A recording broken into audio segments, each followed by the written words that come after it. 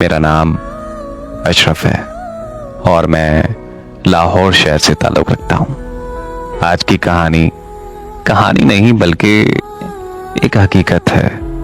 तो आज से कई साल पहले डॉक्टर ने मुझे ब्लड टेस्ट की रिपोर्ट्स बताई तो मुझे सुनकर एक धचका सा लगा। जिसका खदशा था वही हुआ मेरे साथ। मुझे लास्ट स्टेज का कैंसर था। घर वापस आते आते मैं ये सोचता रहा कि बीवी को कैसे बताऊंगा, बच्चों को क्या कहूंगा, उन्हें क्या जवाब दूंगा। घर पहुंचकर मैंने सेफ में सब रिपोर्ट्स छुपा दी। मेरी बीवी मुझसे पूछती रही। मैंने अपनी बीवी को बताया कि सब नॉर्मल है, ये सब कहकर टाल दिया। रात खाने के बाद वॉक करने निकला तो दिल बंद सा होने लगा।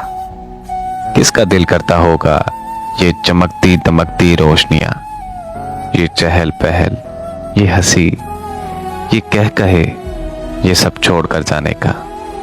प्यारी बीवी, प्यारे प्यारे बच्चे कैसे छोड़कर जाऊंगा मैं। एक लंबी पतली अंधेरी से कब्र में कैसे रहूंगा। मैं चलता रहा और सोचता रहा, हत्ता कि कब्रिस्तान आ गया। कब्रों के कुतबे जैसे मुझे बुलाने लगे। मैं बीच के ऊंचे नीचे रास्ते पर चलने लगा। कब्रें बिल्कुल खामोश थीं, लेकिन उनके अंदर क्या वाकई खामोशी थी? ऐसा सन्नाटा पहले देखा होता तो खौफ से मेरी जान निकल जाती। लेकिन आज मैं बेखौफ सा था, बल्कि इन चुपचाप बड़े मकीनों से मुझे हमदर्दी सी हो रही थी। कुछ छोटी कुछ बड़ी कब्रें, कुछ कब्रों पे मर्दों के नाम और कुछ पर औरतों के। मैं नाम पढ़ता और आगे पढ़ता रहा। कुछ कुतुबों पर आयात दर्ज थी, फिर कुछ कुतुबों पर उदासी भरे शेर। लिखा था कि बिछड़ा कुछ इस अदा से कि रात ही बदल गई। एक शख्स सारे शहर को हैरान कर गया। सर, रात काफी हो गई है, घर चलना चाहिए। मेरे ख्याल में ये मेरे ड्राइवर की आवाज थी। मैंने पीछे मुड़कर देखा। मेरी चमचम करती कार चांदनी में नहाई हुई थी। क्या फायदा अब इस कार का, सब कुछ तो मेरे बीवी बच्चे ले जाएंगे। मेरे हाथ क्या आया। मैं बड़ी खुदगर्जी से ये सब सोचता गया। सारी जिंदगी कमाते कमाते ही गुजर गई। अब ये घर बना लूं, अब ये प्रॉपर्टी खरीद लूं, अब बच्चों के लिए नकदी जेवर खरीद लूं, ये इकट्ठा कर लूं, वो इकट्ठा कर लूं। अब मैंने अपनी बीवी का बैंक बैलेंस भरना है। बस जिंदगी में यही मेरी तरजीहात थी। घर, गाड़ी, मोबाइल, दुनिया की हर वो चीज थी मेरे पास, लेकिन एक चीज नहीं थी, तो वो बस मेरे पास सुकून नहीं था। पता नहीं कितनी देर मैं यूं ही खड़ा रहा और इन वीरान पड़ी कब्रों को देखता रहा।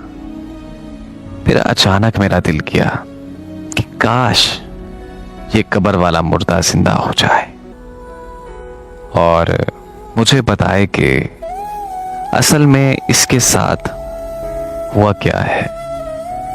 जब वो कब्र में जाकर लेट गया और उसके सारे रिश्ते तेज तेज कदमों से वापस चले गए, तो उस पर आखिर क्या बीती होगी। लेकिन मैं ये सब किसी से भी नहीं पूछ सकता था। लेकिन जहां सबके सब खामोश थे, अपनी अपनी जजा सजा में मगन, अचानक मेरी नजरें एक कच्ची झोंपड़ी पर पड़ी, ये यकीनन गोरगन का मस्कन था। बाबा जी, न जाने आपने कितनी कब्रें खोदी, बस मुझे कोई अच्छी सी एक नसीहत कर दें। मेरे लहजे में कैंसर ज़दा इंसान की बेबसी थी।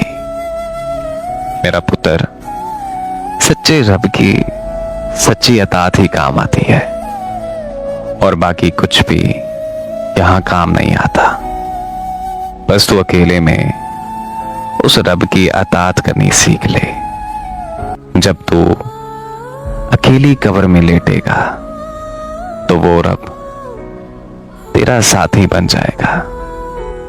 आज की ये कहानी सुनाने का मकसद सिर्फ इतना था कि आज हम लोग इस कदर इस दुनियादारी में मगन हो चुके हैं कि जैसे हमें आखिरत भूल गई हो। याद रहे मेरे भाइयों कि ये दुनिया, ये सब चीजें आरज़ी हैं। आज हम जिन रिश्तों के पीछे भागते हैं, जब हम मर गए तो उन रिश्तों ने हमारे कोई काम नहीं आना।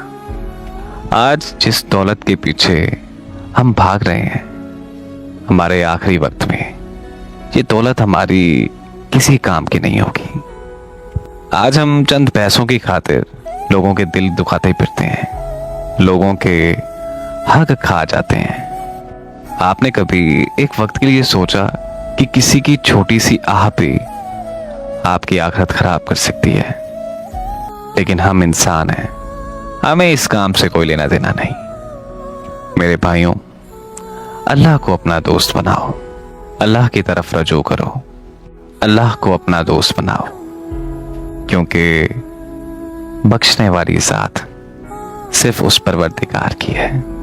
मेरी दुआ है कि अल्लाह पाक हम सबको नेक अमल करने की तौफीक अता फरमाए। आमीन।